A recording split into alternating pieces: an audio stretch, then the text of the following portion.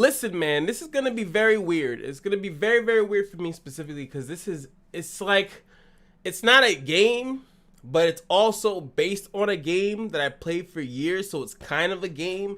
So I can like put it on a gaming channel. Then again, I've done a ton of stuff that has nothing to do with gaming channels. So, ladies and gentlemen, we are going to be going into the loveliness that is M.F.O on Arcane, the Netflix series.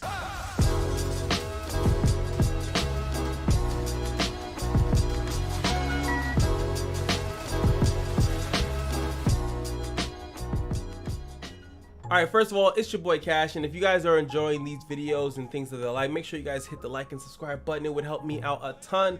Trying to get back into, well, technically 7K, that'd be fantastic. But I really wanted to review this because League of Legends and Riot as a whole, more specifically, has been doing a fantastic job recently with the release of Legends of Runeterra. I don't know why I just put that spice on it, but you know, sometimes you have to. But that specific introduction into the whole, I guess, life cycle of League of Legends has really like been such a great thing for the lore. And I'm like a lore person that if you can get me interested in the lore, I'm like, okay, I'm in, I'm invested into the lore. This is like a step, even higher step in the next direction, because normally I'm gonna have to put this in the category of like an arcade game, a fighting game. And I think the best fighting game story mode that you can get to right now is usually Mortal Kombat. Mortal Kombat slowly but surely started pushing the bar to the point where their story mode has been phenomenal. And this, in my personal opinion, is like the next bar to drop such a polished experience that really outlaws, that actually outlines the characters that you've been learning about for so long if you've been playing League of Legends for a long time. But what's more important is that if you don't, the fact that I've talked to many people that literally don't actually know those characters, they have not played League of Legends, and they can actually watch it as like one of the random Netflix series that popped up and they were harassed. Look, it's brand new, check it out. And they said it was a good, enjoyable experience. And I actually, from watching it, could say that I think that you don't need to know the characters whatsoever. I think that you could go in, learn the characters for who they are, and realize the trials and tribulations and the friendships, the love, and all that blah, blah, blah stuff that they are going through. And you can actually come out with a positive experience. I think it's written and animated and graphic, blah, blah, all that stuff well enough that you actually don't need to do it. But there is that extra little bit of kick that you get when a character's like, I'm this, I'm Victor, I'm Jace, I'm Vi, I'm, well, Powder, but now you know that's Jinx. I mean, at first it starts off very light. It introduces all the characters and what they're doing in a place that's from Piltover and then Zaun. Zaun comes off, and we were trying to figure it out, like, where the hell is Zaun? We always heard PNZ, if you're in the community, PNZ, Piltover and Zaun.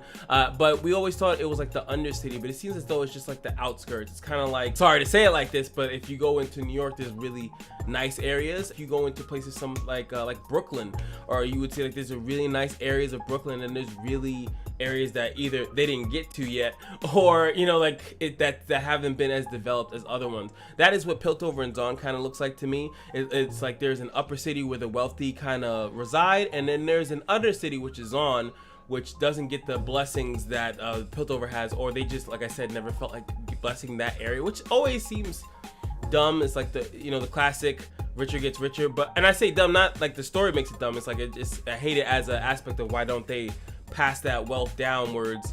And I don't mean to the people necessarily, but to, I know it's gentrification. I know I'm going into it because then yes, if they fix up all the buildings and fix up everything, then the taxes get higher, then they can't afford to live there. Yeah, I'm not going down that street.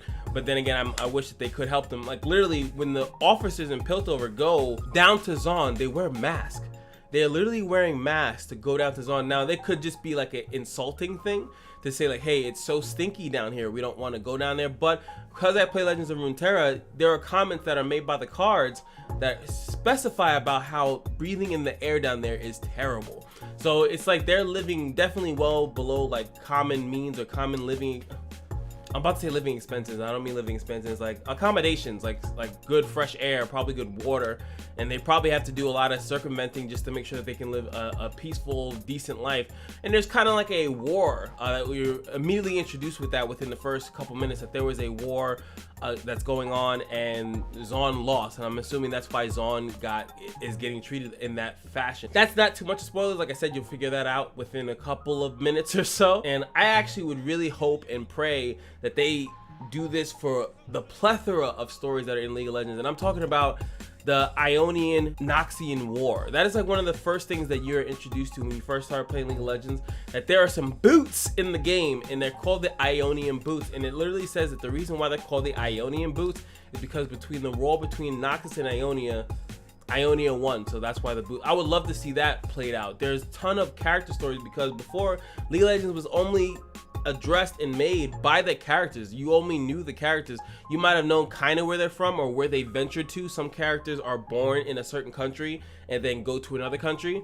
That they have endless material, and they have so many characters, and how they intertwine into the story is kind of nuts. Riot, and I always like to kind of like give them a pat on the back whenever they do something great, is that they just keep hitting stuff out of the park. Right, Runeterra is a card game. They have the TFT, which was the copycat of the Dota Auto Chess, it's doing really well. They're gonna do like a RPG, which is supposed to be the Ruin King, and the Ruin King release so far in the realm and the world of what they already have has been fantastic. Everything they've done has pretty much hit the mark.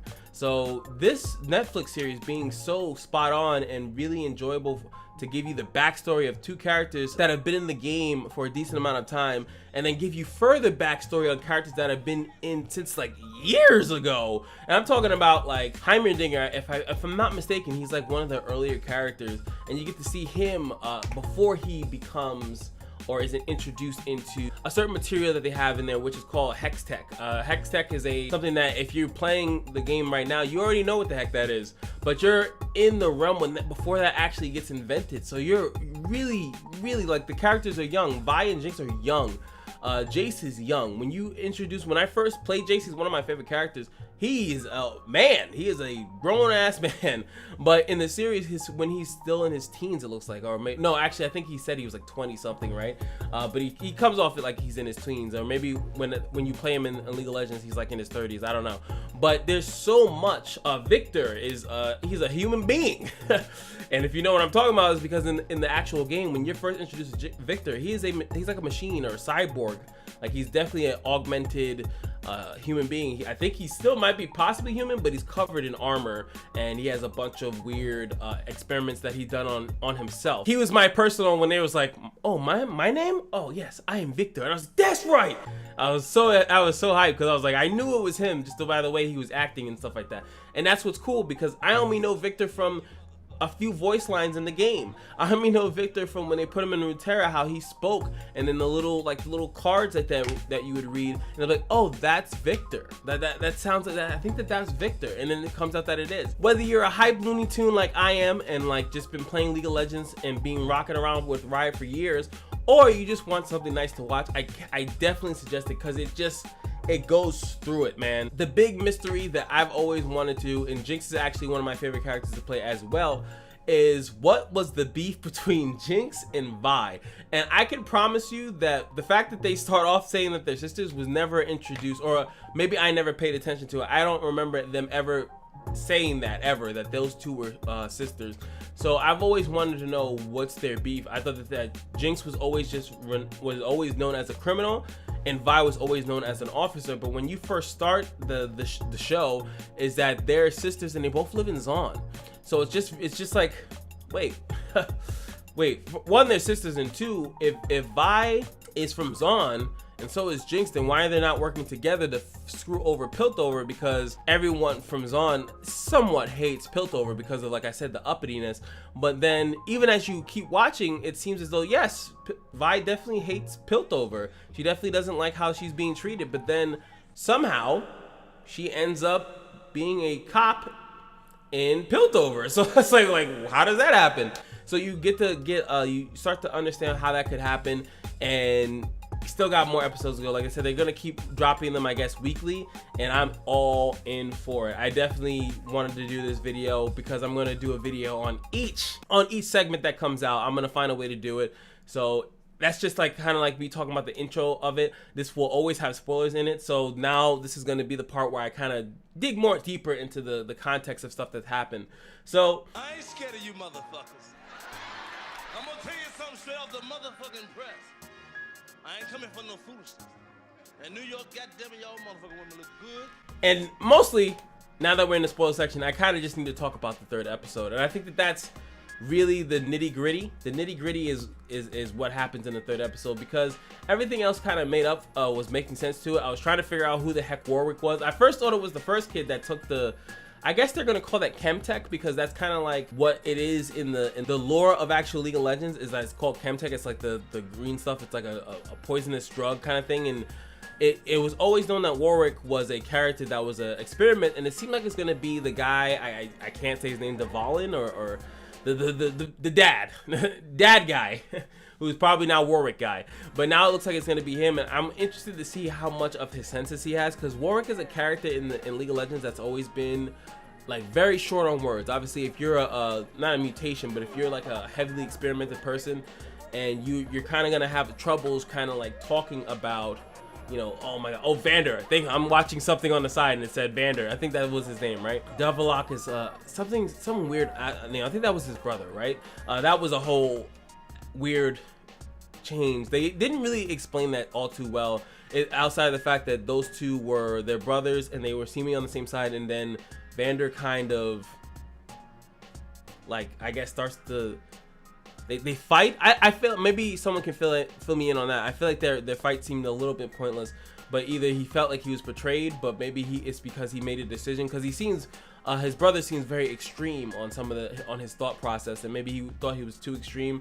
But now it doesn't matter, because Vander turned into Warwick, and now it seems as though Jinx is going to become like a hero of Zon. But then again, she's always been known as a kind of like the Joker in the Batman series. She's very, very, very loose cannon. She's not controllable. She's crazy to a certain extent. So I wonder if she's gonna only terrorize Piltover, or will she also terrorize Zon? So we'll look to see how that actually comes up in the next couple episodes, to see if Jinx will actually, like, how will they focus. But it looks like she's gonna be under the tutelage of Vander's brother. So I think that he's gonna try to mentor her enough to become psychotic, Arcanist kind of person. Not Arcanist, like an arsonist. I forgot what they call, like a person that like destroys a bunch of or demolitionist, I guess. But you guys know what I'm saying. But I think that that's going to be like it. I feel like Jinx is gonna eventually kill her. That's my prediction for the next 3 episodes, is that kill him, sorry. And I think that she is going to become loose, because we don't know that character. And I think that since Jinx will find out probably everything that happened, and I feel like cut off those loose ends, because that character, unless that character is revealed to be someone else that's in the League of Legends lore, you're able to be deaded, because a lot of these characters are so segmented into the lore of League of Legends. It's going to be hard for you to just like end up killing off one of the actual legends. I feel like it's going to be hard for you to do that. Obviously, if I want to talk about the end, I mean Jinx, what am I supposed to say here? Jinx is, like I said, my favorite character, and I felt like deleting all the hours that I've played this character. She fucked up. Even if this was a family-friendly channel, if you can't say that Jinx fucked up or Powder, first of all, her name was destined to become her name is so weird.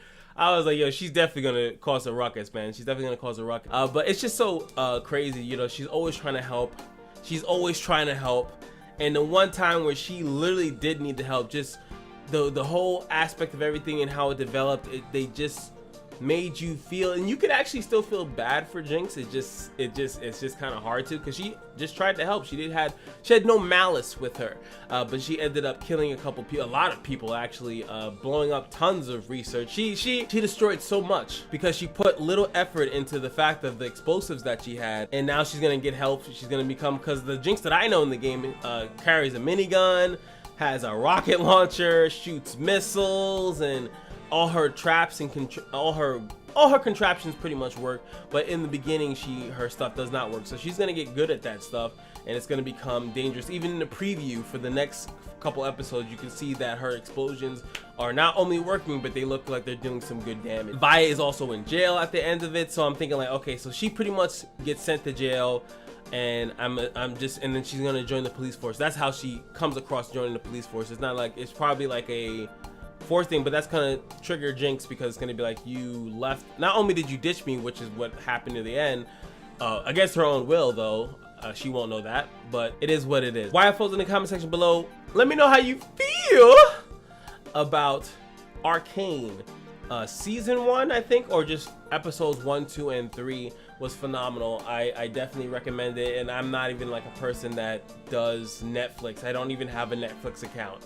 But like I said, it's very tempting to get it for that, and I would honestly only get it if they like plan to do more character stories. This is technically the character story about Vi and Jinx, but it spreads out through so many other characters that affects Caitlyn, that affects Jace, that affects Heimerdinger, and it affects everyone that's attached to Piltover and Zaun. So like, if you're in there, Echo's in there, like you're gonna just somewhat be like kind of sucked into that, whether you like it or not. So that's why I said, like, there's so many characters. Shadow Isles has been a huge mystery about the stuff that goes on over there, like, and oh my god, Ionia, Noxus, Demacia has like a whole thing about hating mages and stuff like that. Like that's like that they introduce more in the Runeterra, because like I said, Runeterra is the birthplace of expanding the lore without really changing the maps and doing some other weird stuff on the League of Legends Summoner's Rift. I feel like they use Runeterra to kind of like expand the lore of the series without having to affect the main game. If you guys enjoyed this content, of course, leave a like, comment, and subscribe. If you guys want me to review anything else, I could try. I don't really watch too much Netflix stuff. Every time I tell people that, they're always like, you gotta watch this, you gotta watch this, you gotta watch this. It's very time consuming, but I do, you know, if there's something on that level, you know, or maybe an anime on that level, please let me know. And yeah, and just remember that every day at the Kashino is your lucky day, and I'll see you guys in the next video. Peace.